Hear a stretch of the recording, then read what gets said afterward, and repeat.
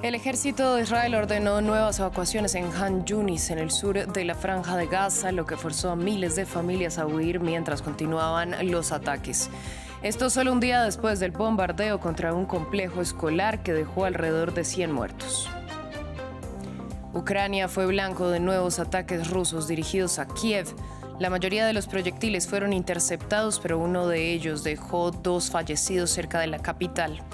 Esto mientras que por primera vez el presidente Volodymyr Zelensky confirmó que fuerzas ucranianas están luchando en territorio ruso. En París es el último día de competencias en los Juegos Olímpicos y la capital francesa se alista para la ceremonia de clausura. Pasará el relevo a Los Ángeles, que organizará la próxima edición en 2028. Hacemos un primer balance y nos preguntamos si fueron o no los mejores Juegos Olímpicos de la historia. A ustedes gracias por continuar con nosotros en France 24. Soy Valentina Torres Sánchez y es un gusto acompañarlos. Comenzamos en el sur de la Franja de Gaza luego de que el ejército de Israel emitiera nuevas órdenes de evacuación en el centro, el este y el oeste de Han Yunis, lo que hizo que miles de personas tuvieran que huir durante la noche en medio de los ataques. Esto solo un día después del bombardeo contra un complejo escolar que alojaba a más de 6.000 refugiados en la ciudad de Gaza y donde murieron alrededor de 100 personas. Un hecho que generó condena a nivel internacional. Ampliamos los detalles a continuación. Se considera uno de los ataques más mortales en los 10 meses de guerra de Israel contra Gaza. El sábado, el ejército israelí lanzó un ataque con misiles contra la escuela Al-Tabi'in en la ciudad de Gaza, causando la muerte de al menos 100 personas. Un ataque que ha sido condenado. El principal diplomático de la Unión Europea, Josep Borrell, expresó su horror por las imágenes que surgieron del enclave. Horrorizado por las imágenes de una escuela refugio en Gaza impactada por un ataque israelí con decenas de víctimas palestinas, según se informa. Al menos 10 escuelas fueron atacadas en las últimas semanas. No hay justificación para estas masacres. Nos consterna el terrible número total de muertes. En el centro de muchas reacciones está el creciente número de ataques de Israel a escuelas. Según la Oficina de Derechos Humanos de la ONU, al menos 21 escuelas han sido bombardeadas por el ejército israelí desde el 4 de julio. La ONU también indicó que al 6 de julio, 477 de las 564 escuelas en Gaza habían sido impactadas o dañadas directamente durante la guerra, recordando que Israel tiene el deber, según el derecho internacional, de proporcionar refugio seguro a los desplazados. Estos ataques sistemáticos a escuelas se producen en un contexto donde más del 90% de la población de Gaza ha sido desplazada, mientras el ejército israelí continúa detonando edificios residenciales y restringiendo la entrada y distribución de asistencia humanitaria. Qatar, que ha estado mediando en las negociaciones de alto el fuego, pidió una investigación urgente sobre el continuo ataque del ejército israelí a escuelas y refugios para personas desplazadas. Desde el inicio de la guerra, 1,9 millones de los 2,3 millones de habitantes de Gaza han sido desplazados, muchos encontrando refugio en campamentos, hospitales y escuelas. Hablamos ahora de la guerra en Ucrania porque durante la noche el gobierno de Kiev denunció que Rusia lanzó unos 57 cohetes. 53 de ellos fueron interceptados, pero otros llegaron hasta la capital ucraniana, dejando al menos 2 muertos. Esto mientras que en terreno ruso continuaron los combates en la región de Kursk después de que el presidente de Ucrania, Volodymyr Zelensky, confirmara por primera vez el sábado la presencia de tropas ucranianas en suelo ruso. Ampliamos los detalles en el informe. Moscú lanzó un ataque nocturno con 57 drones a 11 regiones de Ucrania. Kiev dice que 53 fueron destruidos por las defensas aéreas. En Brovary, en las afueras de la capital, escombros de un misil derribado impactaron una casa que provocó la muerte de un niño de 4 años y su padre de 35. El ataque podría ser una respuesta de Rusia a la presión ofensiva ucraniana que lleva a cabo desde el martes una incursión en territorio ruso, una operación confirmada por el presidente de Ucrania. El jefe de defensa, Syrskyi, ya ha hecho varios informes sobre la línea del frente, sobre nuestras acciones y sobre el progreso de la guerra en el territorio del agresor. Ucrania está demostrando que realmente puede hacer justicia y garantiza exactamente el tipo de presión necesaria, presión sobre el agresor. A principios de semana, el ejército ucraniano realizó una incursión sorpresa en la región rusa de Kursk, donde 76.000 personas tuvieron que ser evacuadas a zonas seguras. Tras la ofensiva ucraniana, Moscú declaró el estado de emergencia federal en Kursk. Rusia también ha lanzado lo que describe como operaciones antiterroristas entre regiones fronterizas, Belgorod, Briansk y Kursk, para proteger a la población civil. La amenaza de los misiles sigue siendo muy real en Kursk. Los servicios especiales ucranianos están difundiendo rumores de pánico en la ciudad, pero no es cierto. La situación está bajo control. Kiev pide a sus aliados que le suministren más sistemas de defensa antiaérea. Además, ha pedido permiso para atacar profundamente dentro de Rusia con armas proporcionadas por Occidente. En Serbia, miles de manifestantes marcharon el sábado por las calles de Belgrado exigiendo que se detenga el proyecto de litio de la compañía Rio Tinto en el oeste del país. Los manifestantes aseguraron que la iniciativa podría contaminar las tierras y las aguas cercanas. Pese a las claras reivindicaciones, funcionarios del gobierno aseguraron que las movilizaciones tienen motivaciones políticas y lo que buscan los ciudadanos es derrocar al ejecutivo de Aleksandar Vučić. El mes pasado, Serbia restableció la licencia de la empresa para desarrollar lo que sería la mina de litio más grande de Europa. Al menos 13 personas murieron a causa de un deslizamiento provocado por el colapso del vertedero de basura en Kampala, la capital de Uganda. Esto al tiempo que continúan las tareas de rescate para buscar a sobrevivientes. El derrumbe se produjo luego de las lluvias torrenciales de la última semana, que hicieron que una parte de la basura sepultara varias casas contiguas al lugar. Las autoridades informaron que al menos 14 personas han sido rescatadas hasta el momento y también que aún podrían haber más atrapados bajo los escombros. Vamos ahora a Brasil, donde los habitantes de la ciudad de Viñedo, donde se estrelló el avión de la aerolínea Voepaz, continúan conmocionados. Esto mientras sigue la investigación y el análisis de las cajas negras de la aeronave para determinar las causas del siniestro, que dejó 62 fallecidos. William Gasso nos amplía. Un día después del accidente de avión en Viñedo, los habitantes de la zona seguían conmocionados. La nave de la aerolínea Voepaz se estrelló en esta ciudad ubicada cerca de Sao Paulo, matando a las 62 personas que se encontraban a bordo. Lourdes iba a salir de su casa cuando escuchó un fuerte ruido, para luego ver el avión precipitarse a toda velocidad. Nunca hubiera imaginado ver algo tan impactante. Estábamos perdidos, realmente perdidos, y empezamos a pedir ayuda por todos lados.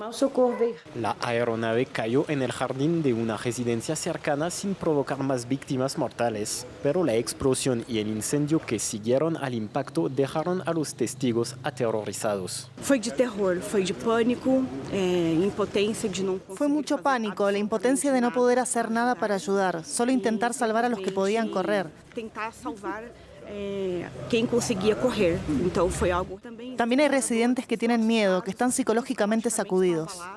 Las circunstancias del accidente siguen siendo desconocidas. Sin embargo, la CENIPA, autoridad brasileña en materia de accidentes aéreos, ha recuperado 2 cajas negras con las cuales espera conocer más detalles sobre este incidente.